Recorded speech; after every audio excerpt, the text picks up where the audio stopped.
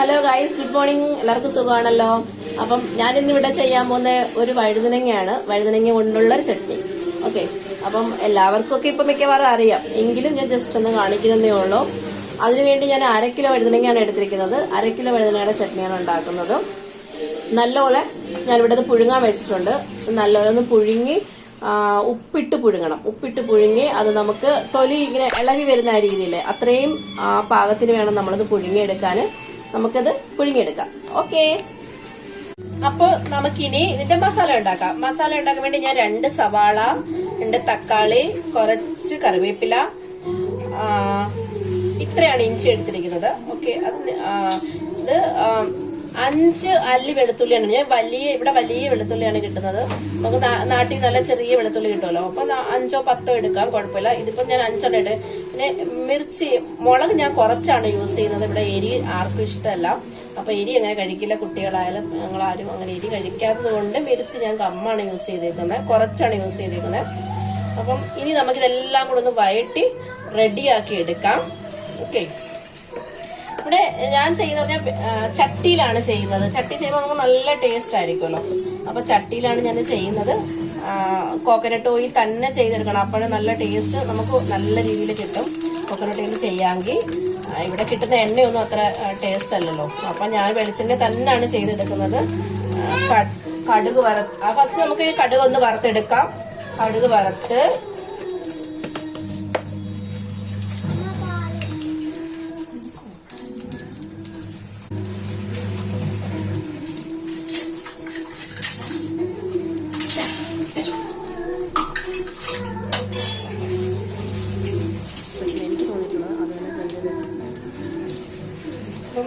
കടുക് വറുത്ത് നമുക്ക് വറ്റൽമുളകും എല്ലാം കൊണ്ടാൻ പറ്റുക. അതുപോലെ തന്നെ വഴുതനങ്ങ ഞാനിവിടെ ഇട്ടിരിക്കുന്നില്ല. നല്ല വഴുതനങ്ങ വെന്ത് വരുന്നുണ്ട്. ഞാൻ തണ്ടോട് കൂടിയാണ് ഇട്ടിരിക്കുന്നത്. ഇവിടെ എല്ലാവർക്കും തണ്ട് കഴിക്കാൻ ഭയങ്കര ഇഷ്ടമാണ് കേട്ടോ. അപ്പൊ അതുകൊണ്ടാണ് ഈ തണ്ട് ഞാൻ ഇട്ടിരിക്കുന്നത്. തണ്ട് കളഞ്ഞിട്ടില്ല. ഇഷ്ടമുള്ളവരിടാ, ഇഷ്ടമില്ലാത്തവര് ഇടണ്ട. അത് നമ്മുടെ ഇഷ്ടം പോലെ തന്നെ ചെയ്യാം. ഇത് ചട്ടിയിൽ എടുക്കുന്നത് നമുക്ക് കൂടുതൽ ടേസ്റ്റ്, നല്ല ചട്ടിയിലൊക്കെ ആകുമ്പോൾ നല്ല ടേസ്റ്റ് വരുമല്ലോ. നമുക്ക് ഗ്യാസിൽ ഉപയോഗിക്കുന്ന ചട്ടിയാണ് ഞാൻ ചെയ്യുന്നത്. കറിവേപ്പില ഇട്ട് തോനെ ഇട്ട് നല്ല ഇതായിട്ട് വരും. നമ്മളിതൊന്നും അരച്ചെടുക്കുന്നില്ലല്ലോ, അത് കാരണം തന്നെ കറിവേപ്പില അരഞ്ഞു പോകില്ല. അതുപോലെ തന്നെ ഇരിക്കും. നല്ല മൂപ്പിച്ചെടുത്തതിന് ശേഷം നമുക്ക് അപ്പത്തേന് ഇഞ്ചി വെളുത്തുള്ളി ഒന്ന് ചതച്ചെടുക്കണം. ഇഞ്ചി വെളുത്തുള്ളി നല്ല രീതിയിൽ ചതച്ചെടുക്കാം. ഓക്കെ,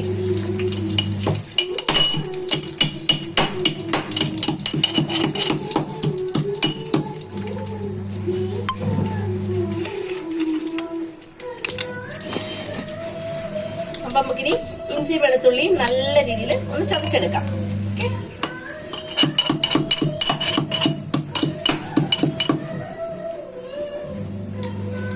ഇത് വലിയ വെളുത്തുള്ളി ഇവിടെ ഈ സൈസൊക്കെ കിട്ടത്തുള്ളൂ. അപ്പൊ ചെറിയ വെളുത്തുള്ളി ഉണ്ട് എങ്കിൽ ഞാൻ നല്ല ഫ്രഷ് ആയിട്ടുള്ള നമുക്ക് വലിയ വെളുത്തുള്ളിയോടെ കൂടുതൽ കിട്ടുന്നത്.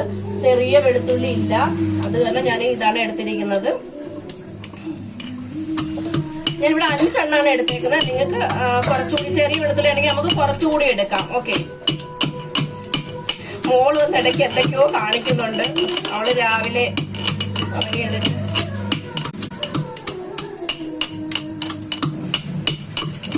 നല്ല രീതിയിൽ തന്നെ അത് ചതച്ചെടുക്കണം കേട്ടോ.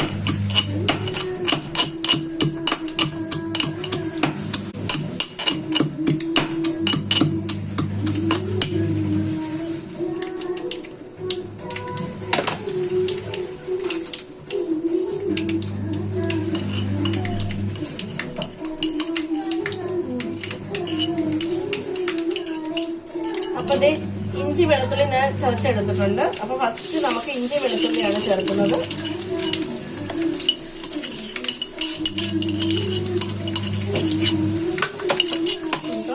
അത് ഒരു ബ്രൗൺ കളറാകുന്ന അത്രയും രീതിയിൽ നമുക്കതൊന്ന് റെഡിയാക്കി എടുക്കാം. അപ്പം ഇത് ഏകദേശം ഇഞ്ചി വെളുത്തുള്ളി ആയിക്കഴിഞ്ഞു. നമുക്കിനി സവാള ഇട്ട് കൊടുക്കാം. ഓക്കെ.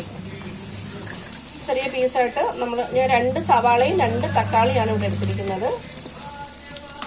പച്ചമുളക് ഇതിന്റെ കൂടെ തന്നെ ഞാൻ ആഡ് ചെയ്യാണ്. നമ്മൾ ഈ വഴുതനങ്ങ പുഴുങ്ങുന്ന സമയത്ത് അത് ഒരു സൈഡ് തന്നെ ഇതാവും. അപ്പൊ നമുക്ക് തിരിച്ചും ഇങ്ങനെ ഇട്ട് കൊടുത്ത് റെഡിയാക്കി എടുക്കണം കേട്ടോ. ഏറ്റവും ചെറിയ വഴുതനങ്ങയാണ്. ഇതിന്റെ കയ്യിൽ കുറച്ച് വലുതായി. ഇപ്പൊ ഈ ഒരു സൈസ് ആണെങ്കിൽ കുറെ നമുക്ക് പെട്ടെന്ന് വേവിച്ചെടുക്കാൻ പറ്റും. ഇത് ഇച്ചിരി വലുതാണ് എനിക്ക് കിട്ടിയത്, ചെറുത് കിട്ടിയില്ല. അപ്പം മസാലയിൽ നമ്മൾ കുറച്ച് ഉപ്പിട്ട് വഴറ്റിയെടുക്കാം. ഇനി ഉപ്പും എരിയൊക്കെ നമ്മുടെ പാകത്തിന് തന്നെ നമുക്ക് യൂസ് ചെയ്യാം. ഓക്കെ, ഉപ്പും എരിയൊക്കെ അവരവരുടെ പാകത്തിന് തന്നെ നമുക്ക് യൂസ് ചെയ്യാം. അപ്പൊ ഇവിടെ ആണെങ്കിൽ എരി അങ്ങനെ നമുക്ക് കുറച്ച് മതി. അതുകൊണ്ടാണ് ഞാൻ പച്ചമുളക് കുറച്ചാണ് യൂസ് ചെയ്യുന്നത്. ഇനി ഇത് നല്ല പോലെ ഒന്ന് വഴറ്റി ബ്രൗൺ കളർ ആകുന്ന അത്രയും സമയം നമുക്കിന്ന് വഴറ്റിയെടുക്കാം. സവാള ഇപ്പം ഏകദേശം ആയി കഴിഞ്ഞ് നമുക്കിനി ഇത് തക്കാളി ഇട്ട് കൊടുക്കാം. തക്കാളി ഈ പറഞ്ഞാൽ നല്ലോണം വഴറ്റിയെടുത്ത്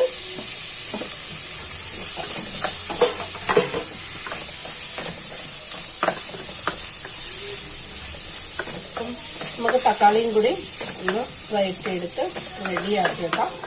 തക്കാളി ഇട്ട് നമുക്ക് കുറച്ച് നേരം ഒന്ന് അടച്ച് വെക്കാം. ഓക്കെ, അടച്ച് വെക്കുമ്പോൾ അത് പെട്ടെന്ന് നമുക്ക് വഴറ്റിയെടുക്കാൻ പറ്റും. ഞാൻ ഈ വഴുതനങ്ങ പുഴുങ്ങി എൻ്റെ വെള്ളം എല്ലാം കളഞ്ഞു. ഞാൻ ഇനി നമുക്കിത് ഒന്ന് തൊലിച്ച് റെഡിയാക്കി എടുക്കണ്ടേ. ഈ പരുവായിട്ടുണ്ട്. അപ്പം നമുക്ക് പെട്ടെന്ന് ഇതിന്റെ തൊലി റിമൂവ് ചെയ്യാൻ പറ്റും. കണ്ടോ, ചൂടുണ്ട്, നല്ല കൈ കൊള്ളുന്നുണ്ട്. നല്ല പെട്ടെന്ന് നമുക്ക് ഇതിങ്ങനെ എടുക്കാം. ചെറിയ ചൂടോടെ എടുത്തു കഴിഞ്ഞാൽ പെട്ടെന്ന് ഇളവി വരും. അതിൻ്റെ ഇടയ്ക്ക് തന്നെ ഈ തണ്ട് ഞാൻ ഇങ്ങനെ എടുത്തു വെച്ചിട്ടുണ്ട്. കണ്ടോ, തണ്ട് ഞാൻ ഈ മസാലയ്ക്കകത്ത് തന്നെ അത് ആഡാക്കുകയാണ്. അവിടെ മസാല ഏകദേശം റെഡിയായി വരുന്നുണ്ട്. തക്കാളി നല്ല റെഡിയായി. അതിൻ്റെ കൂടെ തന്നെ ഞാൻ ആ തണ്ട് കൂടി ഇട്ട് കൊടുത്തിട്ടുണ്ട്. എന്നിട്ട് നമുക്കിനി ഈ വഴുതനങ്ങ ഫുള്ള് മൊത്തം തൊലിയെല്ലാം കളഞ്ഞ് റെഡിയാക്കി എടുക്കാം.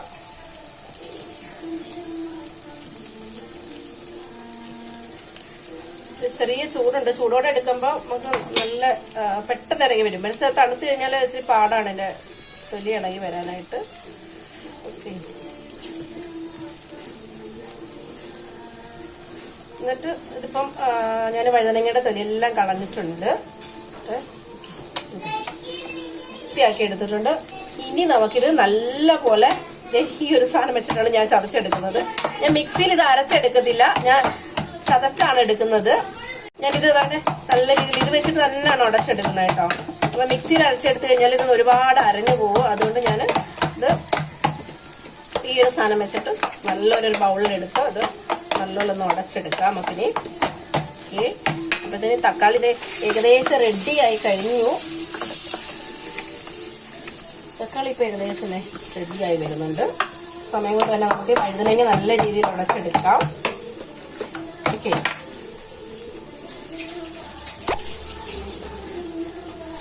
ഇനി തക്കാളി എല്ലാം നല്ലതേ വാടി വന്നിട്ടുണ്ട്. തക്കാളി വാടി വന്ന് നമുക്ക് ഇനി ഇതിനകത്തോട്ട് വേണ്ടുന്ന മസാല ചേർക്കാം. ഇതിനകത്ത് വേണ്ടുന്ന മസാല എന്ന് പറഞ്ഞാൽ ഞാൻ 1/2 കിലോ വഴുതനങ്ങയാണ്. അതിന് ഞാൻ 2 സ്പൂൺ, ഈ സ്പൂണിന് 2 സ്പൂൺ മല്ലിപ്പൊടി ഇട്ടിട്ടുണ്ട്.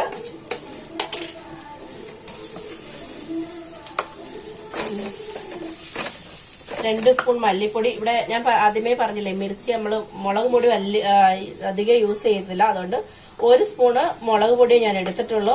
എരി നിങ്ങളുടെ അഡ്ജസ്റ്റ് ചെയ്ത് നിങ്ങൾക്ക് അത് യൂസ് ചെയ്യാം. പിന്നെ നമ്മുടെ മെയിൻ ഐറ്റം മഞ്ഞൾപ്പൊടി. പിന്നെ ഞാനിത് വീട്ടിലുണ്ടാക്കിയ നാട്ടിൽ നിന്ന് കൊണ്ടുവന്ന ഗരം മസാലയാണ് കൊണ്ടുവന്നതാണ്. ഞാൻ ഇവിടുത്തെ ഗരം മസാല കൊള്ളത്തില്ല, അതുകൊണ്ട് ഞാൻ മേഡ് മസാലയാണ് യൂസ് ചെയ്തേക്കുന്നത്. ഗരം മസാല നിങ്ങൾക്ക് ഇഷ്ടമുള്ള ഗരം മസാല യൂസ് ചെയ്യാം. അപ്പം ഇതെല്ലാം കൂടെ നമുക്കൊന്ന് മിക്സ് ചെയ്തെടുത്തിട്ട് നല്ല രീതിയിൽ ഒന്ന് മിക്സ് ചെയ്തെടുക്കാം. ഓക്കെ, ചെറുത് പൊടിയെല്ലാം ഒന്ന് ഒരു പച്ച ചുവ മാറുന്ന ആ ഒരു ടൈം വരെ നമുക്കിതൊന്ന് മിക്സ് ചെയ്യാം. ഓക്കെ, നല്ല രീതിയിൽ ഇപ്പം പച്ച ചൊവയൊക്കെ ഒന്ന് മാറിയ തീ കുറച്ച് വെച്ചിട്ടാണ് എടുക്കുന്നത്. തീ ലോ ഫ്ലെയിമിൽ വെച്ചിട്ടൊക്കെയാണ്. എന്നിട്ട് നമ്മള് ഇതേ വഴുതനങ്ങ എല്ലാം നല്ല രീതിയിൽ ഞാൻ ഉടച്ചെടുത്തിട്ടുണ്ട്.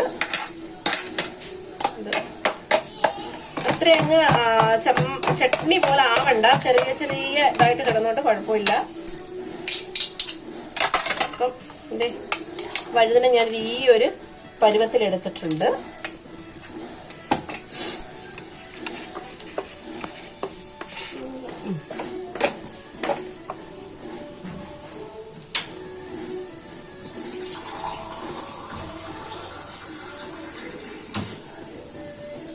ഇതിലേക്ക് ഞാൻ 1 ഗ്ലാസ് വെള്ളം, ഇതിലൊരു ഗ്ലാസ് വെള്ളമാണ് ഞാൻ ഒഴിക്കുന്നത്. ഇത് നല്ലോണം ഒന്ന് നമുക്ക് തിളപ്പിച്ച് വറ്റിച്ചെടുക്കാം. ഓക്കെ, നമുക്ക് ഉപ്പൊക്കെ ഉണ്ടെന്ന് നോക്കാം, എരി ഉണ്ടോ നോക്കാം. നമ്മൾ ടേസ്റ്റ് അനുസരിച്ച് മസാലകൾ ആഡ് ചെയ്യാം. എരിയും ഗരം മസാലയും ഉപ്പും ഒക്കെ നമുക്ക് നമ്മുടെ ടേസ്റ്റ് അനുസരിച്ച് ആഡ് ചെയ്യാം. ഇതിപ്പം വെള്ളം തണ്ട് ഇട്ടതുകൊണ്ട് നമ്മൾ കുറച്ച് വെള്ളം ഒഴിച്ചെന്ന് പറഞ്ഞാൽ തണ്ട് നല്ല ഇതിനകത്തൊരു മിക്സ് ആയി കിട്ടും. ആ ഒരു സമയം കൊണ്ട് കുറച്ചും കൂടെ തണ്ട് വെന്ത് ഇറങ്ങും. തണ്ട് എടുത്ത് കടിച്ച് തിന്നാൻ നല്ല ടേസ്റ്റ് ആണ് കേട്ടോ. ഇവിടെ എല്ലാവർക്കും ഇഷ്ടമാണ് അത്. എന്നുണ്ടോ ഈ പരുവത്തിന്. ഓക്കെ, ഇതിപ്പോ ഏരിയൊക്കെ ഞങ്ങൾക്ക് കറക്റ്റാണ്. ഏരിയൊക്കെ നിങ്ങളുടെ തന്നെ പരുവത്തിലിട്ടോ. മസാല നല്ല റെഡി ആയിട്ടുണ്ട്. ഇനി നമുക്ക് ഇതിലേക്ക് വഴുതനങ്ങ, ഈ ഉടച്ചു വെച്ചിരിക്കുന്ന വഴുതനങ്ങ നമുക്ക് ആഡാക്കാം. അപ്പം ഉടച്ചു വെച്ചിരുന്ന വഴുതനങ്ങ ഞാനിതിലേക്ക് ഇട്ടിട്ടുണ്ട്.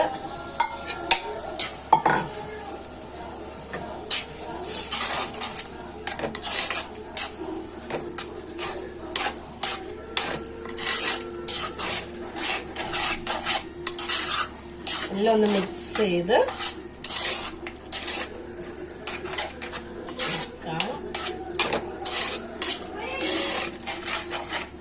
ഇനി നല്ല പറ്റിച്ച് ഫുൾ ഇതൊന്ന് വെള്ളം പറ്റിച്ച് നമ്മൾ ഡ്രൈ ആക്കി എടുക്കും. ഇവിടെ ഇരുന്ന് ഇതൊന്ന് വെള്ളം എല്ലാം ഒന്ന് പറ്റി നല്ല ഡ്രൈ ആവട്ടെ. ഒരുപാട് ഡ്രൈ ആവണ്ട, നമ്മുടെ ഒരു ചട്നിയുടെ പരുവത്തില് ആക്കി എടുക്കാം. എന്നുണ്ട് ഇപ്പൊ ഈ പരുവ് ഇരിക്കുക. കുറച്ചുകൂടെ ഒന്ന് വറ്റി വരട്ടെ. ഈ വഴുതനങ്ങയുടെ വെള്ളം ഇറങ്ങും. അടച്ചു വെച്ച് തിളപ്പിക്കരുത്. അടച്ചു വെച്ച് തിളപ്പിച്ചു കഴിഞ്ഞാൽ നമുക്കിനകത്ത് വെള്ളം ഇറങ്ങും. അത് കാരണം അടച്ചു വെച്ച് തിളപ്പിക്കരുത്. തുറന്നു വെച്ച് തന്നെ ഇടയ്ക്കിടയ്ക്ക് ഇളക്കി കൊടുത്തുകൊണ്ട് നമുക്കിന്ന് വറ്റിച്ച് റെഡിയാക്കി എടുക്കാം.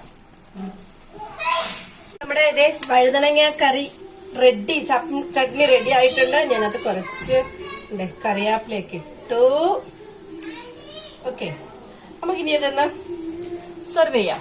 ഇത് ഞാന് എന്താ പറയാ ചോറിന്റെ കൂടാണ് ഇന്ന് എടുക്കുന്നത്.